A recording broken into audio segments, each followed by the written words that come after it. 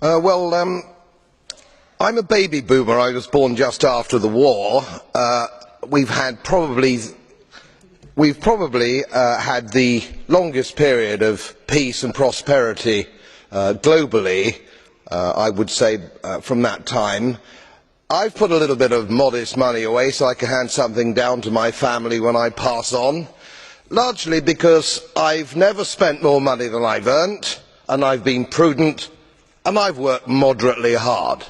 Now, it always seems to me as a complete surprise to politicians how countries get in debt. Let me explain, because I don't think you really understand it. It's because politicians consistently spend more money than they raise in taxation, more money than they can possibly raise in taxation, most of which, in point of fact, they actually waste.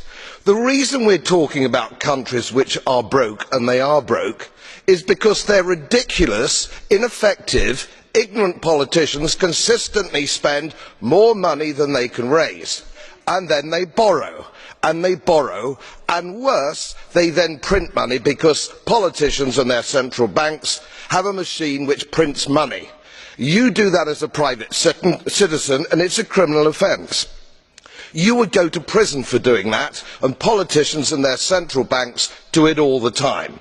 Let me explain to you that these countries are broke, and they're broke because of their own stupid leadership and politicians, and it's immoral to ask ordinary taxpayers of any country to pick up the tab for failed politicians and failed banks.